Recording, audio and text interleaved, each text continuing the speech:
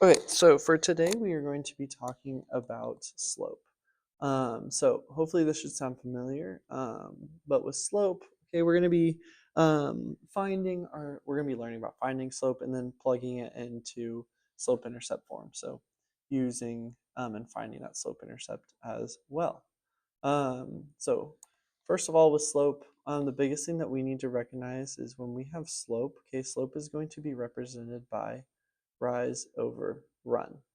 Okay, so if I have this graph over here,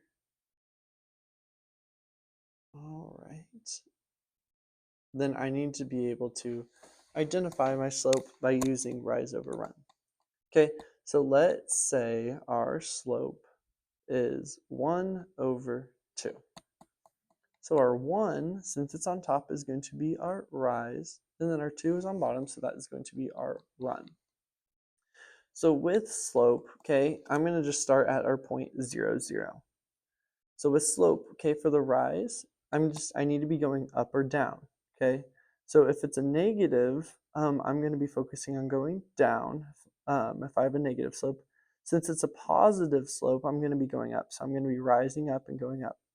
All right, since it's just 1, I'm just going to go up 1 point, all right? And then I'll go up to this point. Then my run is 2. So since it's positive, or just think always go to the right when you're identifying these points. So I went up 1, I need to go over 2 points. So there's 1, 2, and here is going to be my next point. All right, and then let's go ahead and identify another point. So go up 1, over 2, and then there is my next point. So we go ahead and do that, and then there is my line. So perfect, okay? So it would look just like that. Now let's say we did have a negative slope. So let's say our slope is negative 3 over 2. So the first thing I got to identify is my rise over run. So what is my rise and what is my run? My rise is going to be on top. Run is going to be on the bottom. So with the rise, okay, let's put the negative with the rise. So if I'm starting at 0, 0, and I have a negative 3 over 2, okay, my rise, I'm going to go down because it's negative. So I'm going to go down 3. 1, 2, 3. And then my run is 2, but I'm going to continue going to the right. So 1, 2. All right, and then there's my point. So I'm just going to go ahead and do another one. So 1, 2, 3, 1, 2. All right, and I'm just going to add another point right here. All right, and then I will create my line because it goes on forever for that slope. Okay, so that is what the slope is going to look like. We will also see y-intercept and need to be able to identify that. So if I said my y-intercept is negative 1, all right, and then I have a slope of 2. All right, let's identify what that's going to look like. So let's start with the y-intercept. What the y-intercept stands for is where our slope crosses our y-axis. So our y-axis is going to be our vertical axis right here, all right, and this is where it's perfectly crossing. So if my y-intercept is negative 1, okay, I'm going to start at 0, 0, and I'm just going to go down 1, and then this is the point on where it's going to cross my y-axis, okay? So first identify that point, and then we can identify the slope. Okay, so with slope, all right, since it's 2, all right, if I was to make that a fraction, I'm just going to put it over 1, all right, and then that will show me what my rise and run are. So for my rise and run, I'm just going to go up 2, so 1, 2, my run is over 1. So there's my next point. Let's go ahead and identify the next one. Up 2, 1, 2, over 1. All right, and then I'm just going to draw my line out, and then there is my slope, okay? Perfect. Now, in some cases, we aren't given slope, but we need to find our slope. When finding slope, okay, we're going to be using the formula y2 minus y1 over x2 minus x1. So let's look at an example. Let's say we have the coordinates 1, 2, and the coordinates 3, 4. Okay, so let's go ahead and identify what our x1, y1, x2, and y2 are. So my first coordinate, I'm going to have x1, then I'm going to have y1 right here, x2, y2. All right, and let's go ahead and plug it into our equation. So I have my y2 minus y1. That's going to look like 4 minus 2 over my x2 minus x1. So that's going to be 3 minus 1. And then let's solve. So we have 4 minus 2, which is 2. 3 minus 1, which is also 2. And then we need to simplify this out. So 2 over 2, we should get our answer of 1. So our slope is going to equal 1. Okay, perfect. Let's look at another example. So let's say we have negative 1, 3, negative 2, negative 5. Okay, let's go ahead and look at this. I'm going to first identify what my x1, y1, and my x2, y2 are. All right, and go ahead and I'm going to plug that into the equation. So y2 minus y1, that's going to be negative 5 minus 3 over x2 minus x1, negative 2 minus negative 1.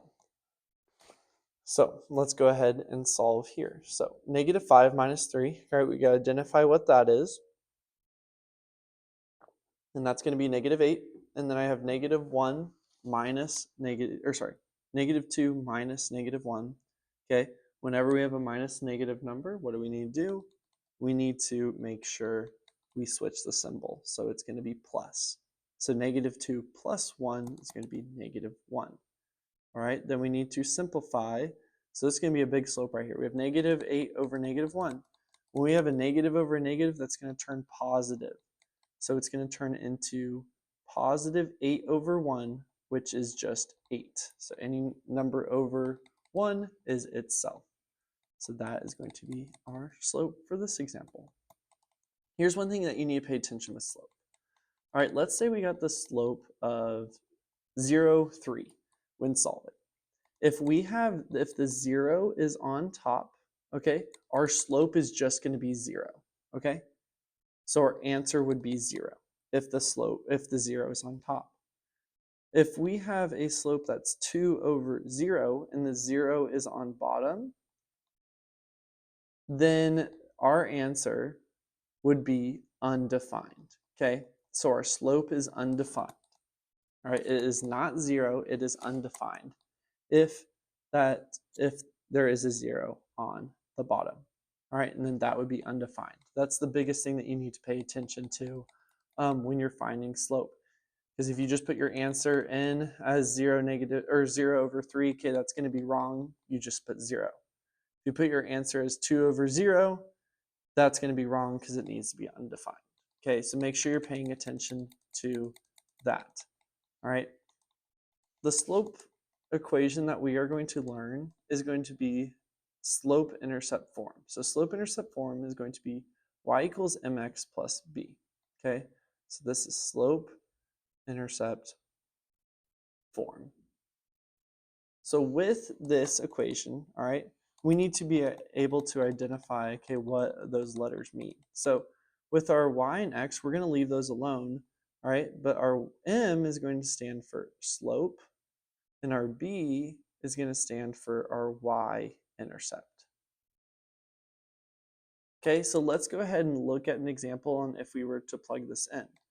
So if I gave you that our slope is 3 over 2, all right, and our y-intercept